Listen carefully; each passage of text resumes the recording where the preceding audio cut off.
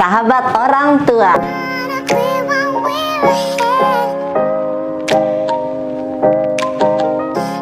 Dia mengalami KDRT.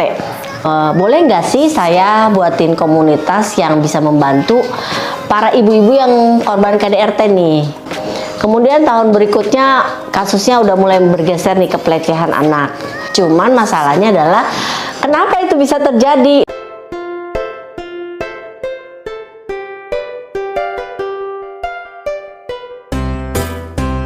Hai Sota, sahabat orang tua. Kembali dengan saya Bunda Lucy. Nah, udah lama kan nggak ngeliat saya? Iya, saya juga udah lama nggak ngeliat teman-teman semua.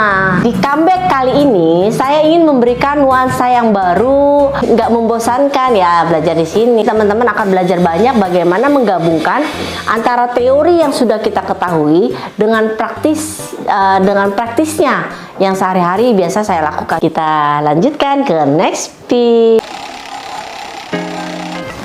Kita lihat lagi warna. Sekarang pink. Apakah ada komunitas untuk belajar parenting? Ya. Jadi mungkin dari pengalaman hidup saya kali ya guys. Kalau tadi kita bicara tentang keluarga, mungkin keluarga yang ideal itu saya tidak pernah mendapatkan waktu kecil.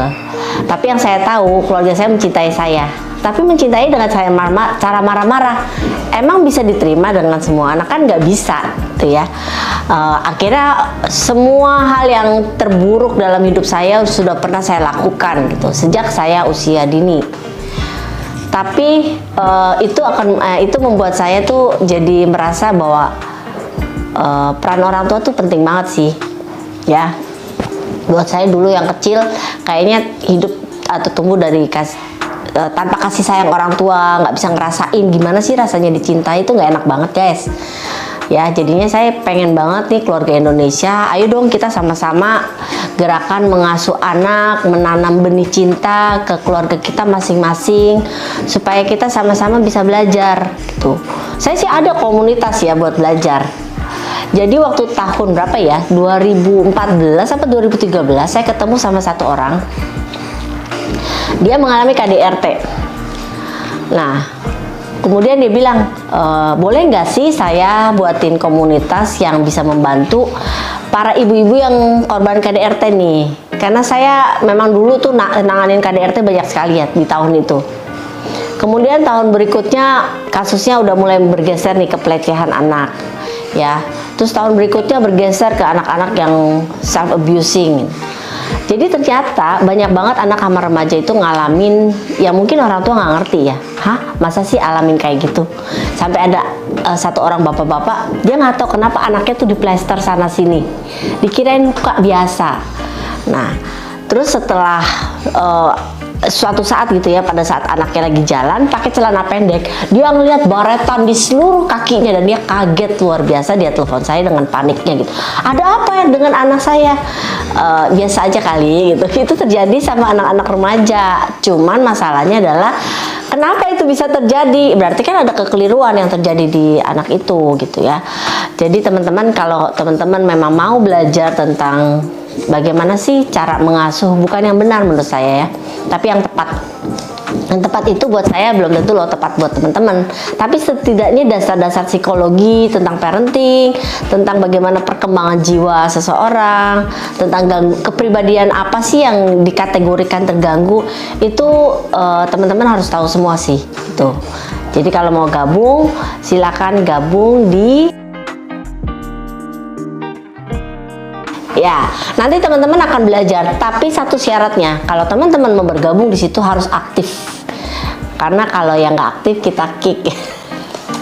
Kemarin ini itu saya banyak sharing di komunitas itu gitu ya. Waktu gelombang pertama itu aktif banget sebelum pandemi khususnya ya. Pada saat pandemi itu mungkin orang sibuk bekerja di rumah, ngurusin anaknya segala macam gitu, dan dia masuk ke grup itu kayak nggak punya nggak punya willingness untuk tahu lebih banyak tentang parenting. Dan itu saya nggak mau, karena saya berbagi buat orang yang memang mau bener-bener sungguh-sungguh mau belajar tentang parenting. Dan katanya parenting nggak bisa dipelajari atau nggak ada sekolahnya, cuman intuisi. Salah. Parenting itu bisa dipelajari di mana? Oke, Oke guys, semua parent yang ada di seluruh Indonesia. Wah, kita sudah membahas banyak banget tentang pertanyaan-pertanyaan yang ada di kotak Pandora tadi. Rasanya ini sudah cukup menolong teman-teman untuk membuka wawasan apa sih sebenarnya yang terjadi di sekeliling saya, di sekeliling teman-teman. Kalau mau diceritain mungkin banyak banget kasusnya, ya boleh juga nanti kapan-kapan kalau teman-teman mau tanya di grup atau di komunitas kami, kalau kayak begini gimana sih, ayo kita buka ruang Zoom bareng-bareng gitu. Kalau ada ruang Zoom lah, ayo gabung supaya kita banyak bahas kasus, karena dengan kasus itu kita jadi pintar. Kalau saya cuma ngasih teori, tapi kan itu nggak sesuai dengan aplikasi yang teman-teman orang tua hadapi di rumah. Itu jadinya kayak mubazir, terus bingung gimana ngolahnya.